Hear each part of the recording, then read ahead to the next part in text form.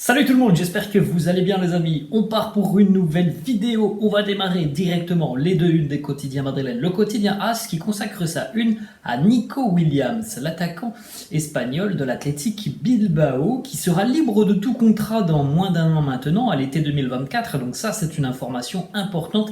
Et évidemment, Nico Williams attire la convoitise des plus grandes écuries européennes comme le Real, mais aussi le Barça. On sait aussi qu'il y a déjà des clubs de première ligue qui sont intéressés.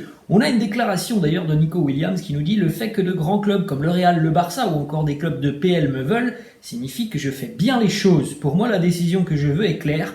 Mes agents y travaillent.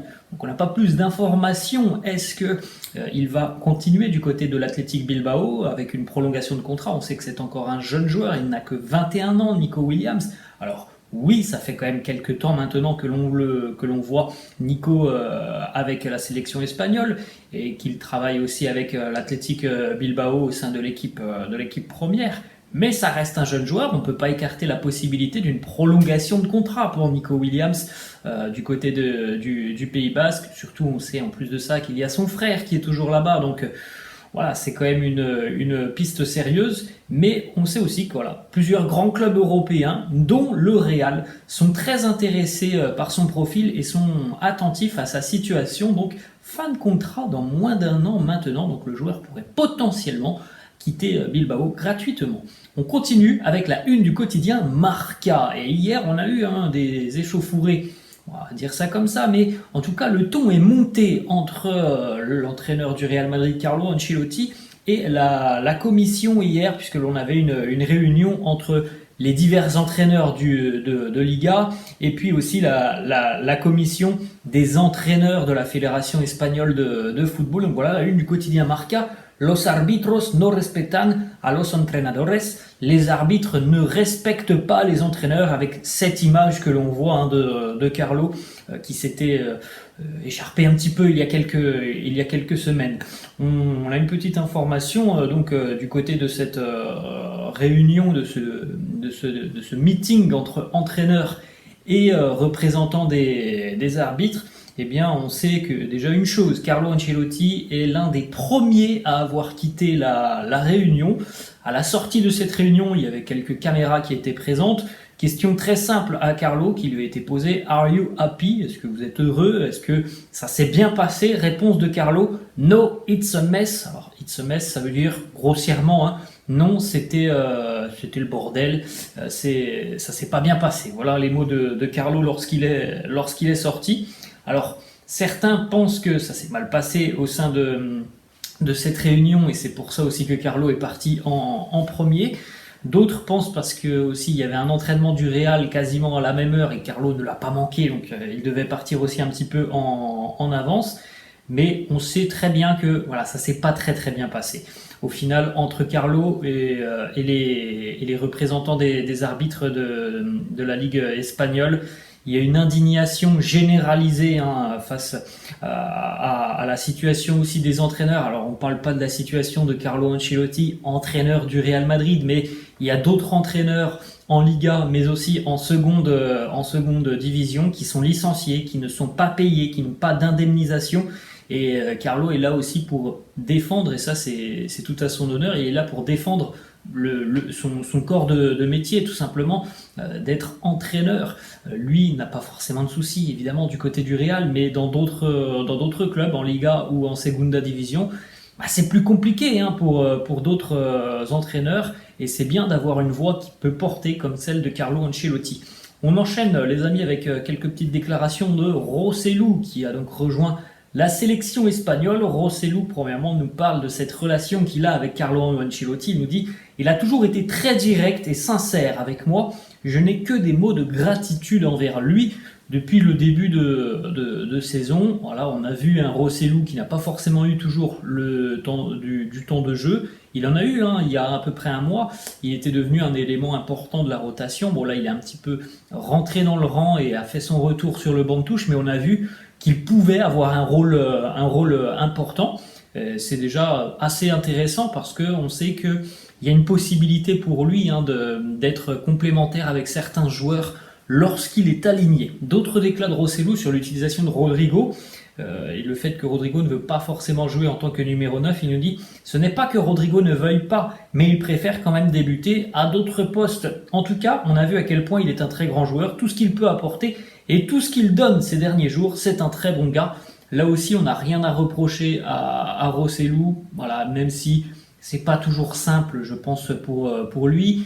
Il vit son rêve, il l'a dit depuis qu'il est arrivé, c'est quelque chose d'exceptionnel pour lui d'avoir pu rejoindre le Real, de signer dans le club de sa vie tout simplement, donc il n'y a pas forcément énormément de temps de jeu, mais il y en a quand même eu un petit peu, et il est déjà très heureux de ça, il travaille pour essayer d'en avoir un petit peu plus, la concurrence est rude, et c'est quelqu'un qui soutient ses coéquipiers, il n'est pas là pour tirer dans les pattes d'un tel ou d'un tel, donc on sait que Rodrigo a eu des moments difficiles, et on voit hein, que Rossellou est là pour soutenir ses coéquipiers, donc c'est vraiment un état d'esprit aussi qui est irréprochable, ça fait toujours du bien d'avoir ce genre de bonhomme dans un vestiaire.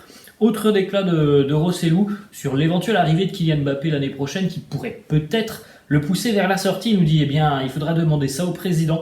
Je pense qu'il faut toujours un joueur comme moi dans l'équipe. En tout cas, je veux rester au Real la saison prochaine. C'est mon objectif. Il l'a dit, il le redit. Lui souhaite continuer au Real. On aura le temps d'en reparler et surtout le club aura le temps de se pencher sur la question. Est-ce que si on a l'arrivée d'un Mbappé ou d'un Haaland, on va continuer à avoir Rossellou? Franchement, je pense sincèrement moi que ça peut être quelqu'un d'intéressant dans un vestiaire et que je pense pas que ça soit le plus gros salaire du monde, Rossellou. Donc si l'année prochaine on a l'arrivée d'un très grand attaquant, je suis pas sûr que ce soit une très bonne idée de le pousser vers la sortie. Il y a toujours une place dans un effectif, il y a toujours des rotations qui peuvent arriver, quelques minutes. C'est pas quelqu'un qui a l'air très difficile quand même, Rossellou, donc à voir l'année prochaine, mais ça peut être une bonne idée aussi de le conserver si jamais évidemment il y a un grand attaquant qui arrive. On enchaîne avec une autre information, cette fois-ci qui concerne peut-être une prolongation de contrat. Dani Carvajal, s'il continue à performer comme il le fait depuis le début de saison, il aura certainement une prolongation de contrat qui lui sera proposée. Pour rappel, son contrat se termine en 2025, donc il n'y a pas forcément d'inquiétude côté Real et surtout il n'y a pas de précipitation. C'est pas comme s'il allait terminer son contrat à l'été 2024, c'est pas le cas.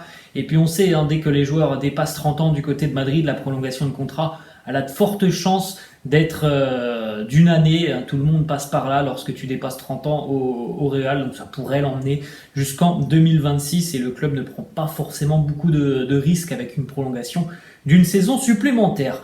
Les petites images de l'entraînement de la veille, comme on l'a dit, après la réunion entre entraîneurs et représentants des arbitres. Carlo est donc revenu à Valdebebas pour s'occuper des joueurs qui ne sont pas avec leur sélection nationale parce qu'ils ne sont pas convoqués, parce qu'ils ont déjà pris leur retraite. Bref, il n'y avait pas énormément de monde, hein, évidemment, du côté de l'entraînement hier à Valdebebas. On a eu la présence de Nacho, par exemple, hein, qui est présent, qui n'est pas retenu avec la sélection espagnole. On a évidemment aussi tous les blessés hein, qui étaient présents, mais pas à l'entraînement. Hein. Ils étaient dans le gymnase. D'ailleurs, Toni Kroos était aussi dans le gymnase. Il ne s'est pas entraîné avec le groupe. On n'a pas plus d'informations. Ça n'a pas l'air très grave pour Toni Kroos. Une information qui concerne Jude Bellingham. Cette fois-ci, c'est bon. Il est de retour du côté de Madrid. Normalement, retour aujourd'hui pour Bellingham. Visiblement, tout a avancé hier entre le médecin de la sélection anglaise et puis son évaluation du joueur. Donc Jude va revenir et suivre un processus de récupération sur cette trêve internationale du côté de Madrid. On enchaîne avec une petite déclaration de Fede Valverde sur sa compagne Mina et il nous dit que sa compagne est très très dure avec lui hein, lorsque selon elle Fede ne fait pas un bon match lorsqu'il n'a pas utilisé toutes ses capacités. Il nous dit aussi qu'elle connaît très très bien le football et qu'elle a souvent raison lorsqu'elle parle avec lui. Il nous dit, voilà, c'est quelqu'un qui connaît très bien le foot, elle est argentine, elle aime beaucoup le foot. Je me rappelle que lorsque l'on s'est fait gifler par l'Ajax il y a quelques années en Ligue des Champions, je crois que c'était la défaite 4-1 au Bernabeu, et bien après la rencontre, il était dans sa voiture. Fede était déjà évidemment très très énervé et il y a sa compagne qui lui a dit 2-3 mots. Vraiment, Fédé, tu es sérieux? C'est ça que tu proposes sur le terrain? C'est comme ça que tu veux jouer pour le Real Madrid? Il lui a répondu, tu crois que je ne sais pas? Elle lui a dit, tu ne prends aucun risque sur le terrain, tu ne tires même pas alors que c'est l'une de tes principales armes sur le terrain. Fédé a augmenté le volume de la radio pour ne pas entendre les reproches de sa compagne, parce qu'il sait aussi qu'elle avait raison. C'est une petite anecdote assez marrante de la relation entre Fédé et sa compagne. On termine les amis, une petite information peut-être sur le prochain maillot du Real Madrid l'année prochaine. On devrait revenir à des couleurs un petit peu plus traditionnelles sur le maillot domicile avec maillot blanc, ça évidemment, et les bandes Adidas qui devraient être noires comme ce fut souvent le cas du côté du Real. On a souvent eu ce genre de maillot. Voilà les amis, la fin de cette vidéo. J'espère que ça vous a plu. N'hésitez pas comme d'hab à lâcher un petit pouce bleu. N'hésitez pas non plus à vous abonner à la chaîne. Je vous laisse et je vous dis à la prochaine. Ciao.